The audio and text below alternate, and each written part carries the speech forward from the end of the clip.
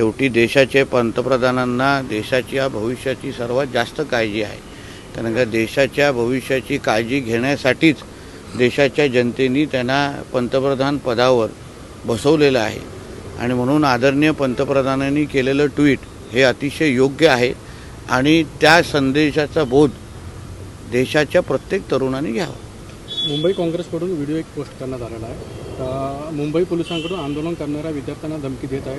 तर ते पुन्हा आंदोलनासाठी परतले तर त्यांना एका खोट्या ड्रग्ज प्रकरणात घेऊन जन्मठेपेची शिक्षा दिली. बघा, मुळामध्ये हे जे नीट संदर्भात होणारं, नीट परीक्षा संदर्भात होणारं आंदोलन आहे, कोणाला परीक्षा संदर्भात काही सुधार झाल्या पाहिजे का, झाल्याच पाहिजे, त्याच्या बाबतीमध्ये सगळेच सकारात्मक आहे.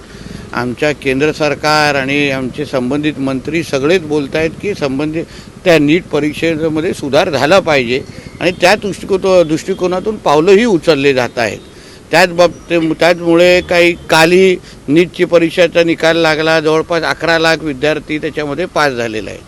पण मुद्दा असा आहे की एका बाजूला नीटचा मुद्दा असताना मग जे आंदोलनकर्ते आहेत ते सर तन से जुदाचे नारे का देत आहेत, देशविरोधी नारे का देत आहेत, सीता का पती असा उल्लेख करून हिंदू धर्माचा बदनामी का करतायत. मग सीता का पतीचा उल्लेख झाला तर मग आयशाचा पण पतीचा उल्लेख करा एवढी हिंमत असेल तर. आमच्या सैन्यावर आरोप कशाला करतायत, सैन्याला शिव्या कशाला देत आहेत, आमच्या पोलीस दलांवर हात कशाला घालतायत. हे सगळं करणारे विद्यार्थी कधीच असू शकत नाहीत. आमच्या देशाचा तरुण हा आमच्या हिंदू राष्ट्राला वर विश्वास ठेवणारा तरुण आहे आणि म्हणून हे जे काही ज्या शक्ती आहेत, ज्या आम्हाला हिंदू राष्ट्राच्या विरोधी आहेत, त्या सगळ्या ह्या आंदोलनाची बदनामी करायची, देशाच्या तरुणांची बदनामी करायची, आमच्या केंद्र सरकारची, एवढा त्यांचा एक कलमी कार्यक्रम आहे. आणि म्हणून हे कुठले जे काय हे काँग्रेस आणि हे सगळे जे पक्ष त्याच्यात जे घुसलेले आहेत ना, त्यांना आमच्या देशाच्या विरोधी असलेल्या प्रत्येक शक्तीला ताकद द्यायची म्हणून ह्या सगळ्या गोष्टीचे ट्विट करतायत. राहुल गांधी असं म्हणतात की तुम्ही आमच्या तरुण पिढीला भविष्याला सर्वात मोठे नुकसान पोचवलं. राहुल गांधी यांच्या मोदींवर निशाण. अहो, राहुल गांधीच्या तोंडी देशहिताच्या आणि अशा पद्धतीच्या तरुणांच्या हिताच्या कुठल्याही गोष्टी त्यांना बिलकुल सूट करत नाहीत. कारण का म्हणूनच त्यांना घरी बसवलं आहे, म्हणूनच त्यांच्या काँग्रेस पक्षाला घरी बसवलं आहे. वारंवार त्यांना पराभवाचा सामना करायला लागलेला आहे. आणि म्हणून राहुल गांधींनी आपल्या उंचीप्रमाणे, राजकीय उंचीप्रमाणे आदरणीय मोदी साहेबांबद्दल बोलावं. वडंटीवार असं म्हणतात पेपर हा केंद्र सरकारची जबाबदारी, ही जबाबदारी प्रधानांची आहे, त्यांचा राजीनामा घ्यावा, भाजप लाज असायला होईल. आमच्या कार्यालयाबाहेर आंदोलन करत होते. त्यांच्या कार्यकाळामध्ये, काँग्रेसच्या कार्यकाळामध्ये कितींदा नीटचा पेपर फुटला, कितींदा त्यांनी पंतप्रधानांचा राजीनामा घेतला, कितींदा त्यांनी त्यांच्या शिक्षण मंत्र्यांचा राजीनामा दिला. हे त्यांनी पहिला हिशोब तरी सांगावा ना ह्या वडीटवारांनी. आणि मग अशा पद्धतीने आमच्या पंतप्रधान आणि भारतीय जनता पक्षावर टीका करावी.